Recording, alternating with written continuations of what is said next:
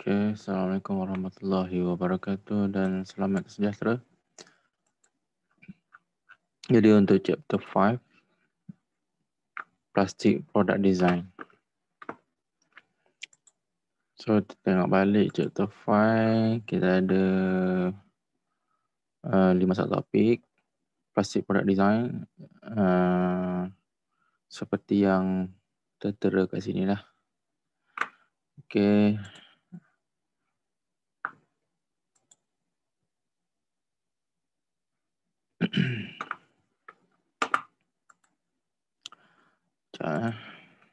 Alright. Okay, untuk plastic product design, kita akan pergi kepada 3 subtopik. 3 subtopik iaitu design requirement. Kita akan fokus kepada draft corner, undercut dengan ribs, boss surface dan lagi satu je. Satu adalah wall thickness. Lepas tu kita akan tengok recycle.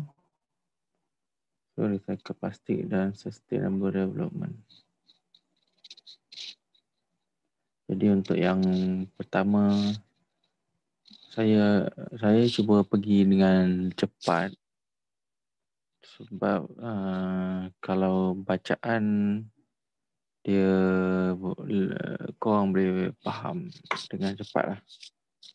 So saya yang mana simple tu saya akan pergi dengan briefly saja. Jadi untuk yang pertama kita tengok tajuk dia adalah draft. Okay, untuk draft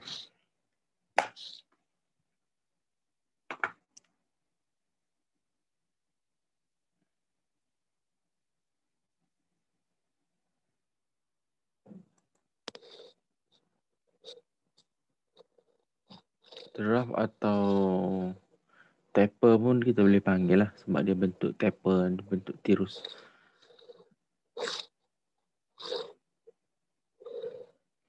Jadi draft ni saya dah sebut banyak kali sebelum ni. Draft ni dia bentuk angle. So tujuan dia adalah untuk memudahkan part injection lah. Part injection removal. Jadi sebab bila plastik tu sejuk, so dia akan berlaku shrinkage. Jadi shrinkage tu akan membuatkan dia mencengkam lah. Dia mencengkam core.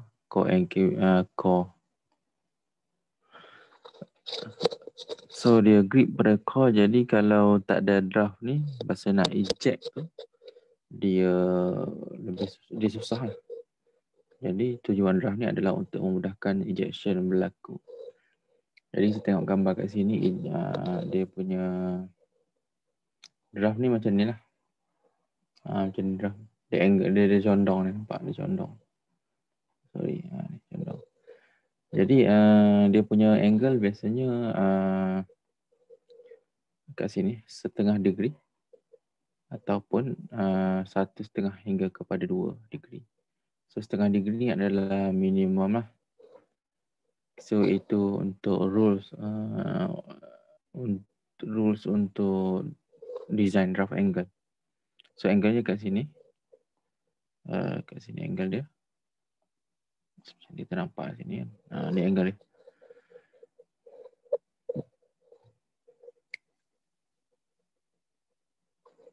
Okay. Kita pergi next. Adalah corner. Corner ni radius lah. Kalau corner adalah radius. Jadi corner ni tujuan dia adalah untuk kurangkan stres pada bucu yang tajam. Corner bentuk dia, okay, ada part macam ni. Ni corner lah. Tajam ni corner. Jadi dekat sini, dia berlaku stres lah. Bila ada mungkin pada part tu berlaku force kan. Dia tekan dekat sini. Jadi kat sini akan berlakunya stres. Jadi dekat bucu ni, bila berlaku stres, dia mungkin akan berlaku fail lah kat situ. Sama ada patah ke apa. Ni cerita dia masa bila part tu dah siap. bukan dalam masa proses injection tu. Proses injection. Lepas tu dah siap. Jadi bila part ni, contoh part ni kat ujung ni ada stress. So dia failure tu mungkin boleh berlaku kat sini ataupun area-area dekat ni sendiri. Ataupun kat sini. Dia boleh berlaku failure lah. Jadi untuk reducekan dia punya apa ni dia panggil stress kat situ. Stress area ni. So dia buatlah radius kat sini. Radius. Ataupun kat sini radius. Jadi dengan adanya radius tu, dia punya stress area tu lebih rendah. Design rules untuk radius ni seboleh-bolehnya kita perlu hasilkan as large as possible lah. As large as possible. Dia punya ni. As large as possible. As large as possible. Tapi dengan syarat lah, ada beberapa syarat dia, kita boleh tengok kat sini. Okey,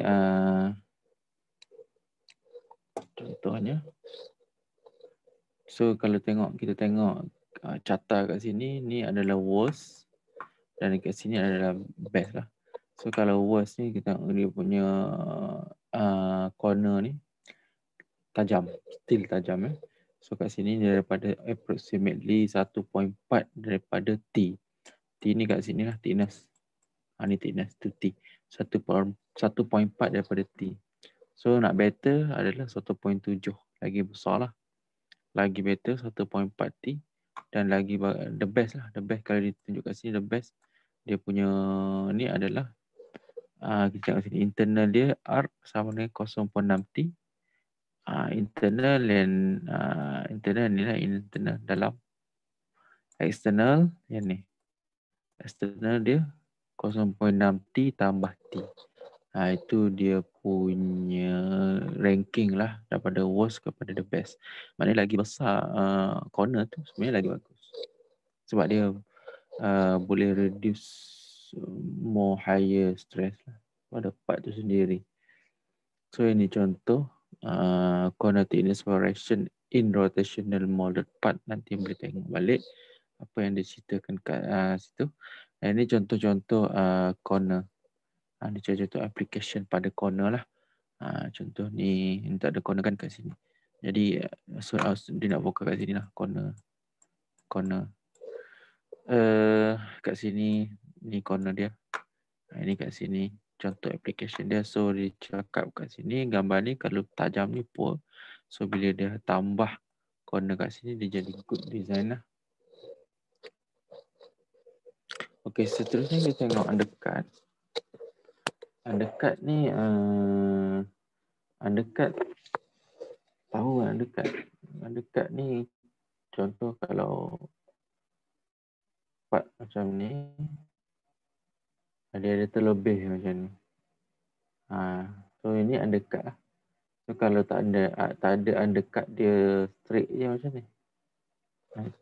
Itu undercut. Jadi undercut ni dia akan menjadikan kita punya mold lebih kompleks. Sebab apa? Kita tengok sini. Kalau ni contoh okey, ni contoh. Ini mold.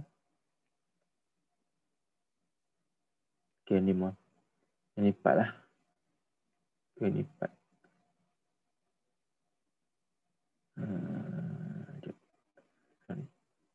Okey, ni part. Jadi kalau dia tak ada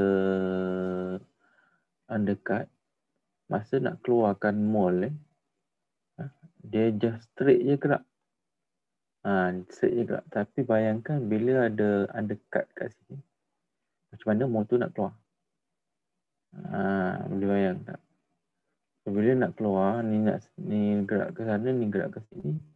Dia sangkut kat sini ni. Nampak sangkut kat sini. Jadi bila ada undercut ni dia kena buat slide. Slide core. Mungkin bahagian ni sorry. bahagian ni. Yang bahagian kat sini ni, dia kena bergerak asing lah. Dia maknanya yang ni gerak, yang ni gerak, yang ni mungkin slide keluar. Itu dia punya kompleks lah. Ada contoh yang dalam benda ni. So nanti kau baca ayat-ayat dia saya just briefing. Maknanya undercut ni akan menambahkan cost tooling lah. Tooling ni ingat lagi apa maksud tooling? Tooling ni bukan tool peralatan. Tooling ni sendiri yang kita masukkan sebagai mold, benda berkaitan dengan mold itu sendiri tooling. Tooling. Jadi cost tooling akan bertambah lah sebab kalau kita ada undercut. Jadi seboleh-bolehnya kita cuba elakkan design yang ada undercut. Tapi kalau tak boleh terpaksa lah buat slide core lah. Kalau tak boleh terpaksa mold tu jadi kompleks. Okay.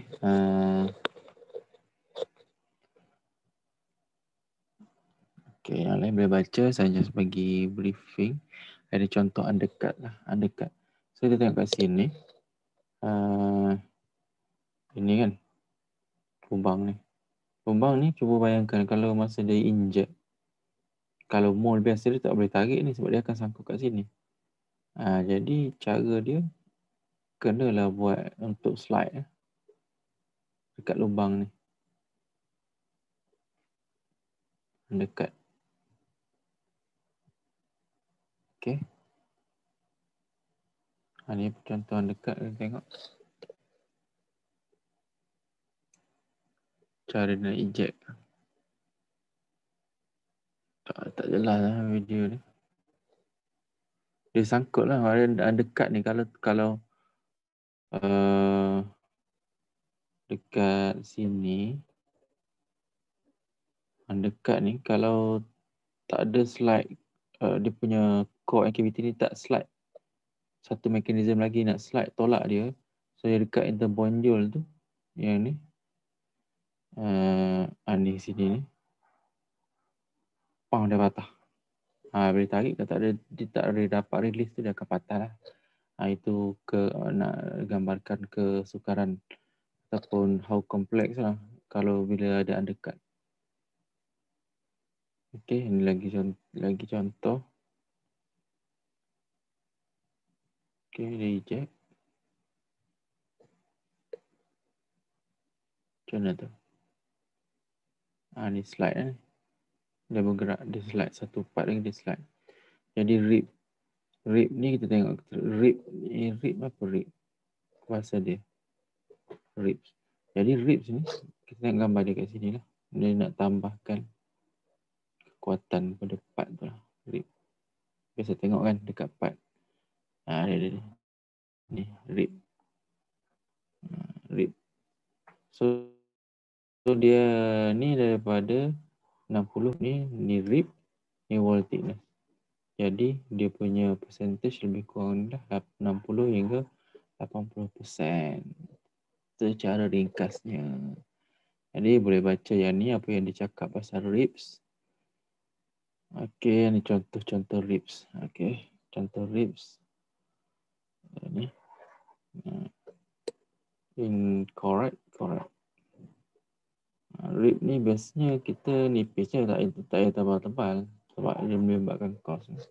Lagipun tin ni dari segi design dia dah cukup untuk menambahkan kekuatan lah. So rib ni contoh bila ada part yang besar ataupun yang kita perlu macam tulang, itu kita letakkan ribs. Ini contoh rib. Kalau kat sini tak kuat kan, ni bulat ni kalau bila tambah rib ni dia lebih kuat lah. Macam ada bucu ni. Bucu ni memang kuat kalau kita letak semua macam ni kan. Jadi nak jimatkan kita letak macam ni sikit-sikit. Mana tick beberapa ni 1, 2, 3 ni dah memadai berbanding dengan kita buat macam ni. Okay, rules of rib ni korang boleh baca kat sini.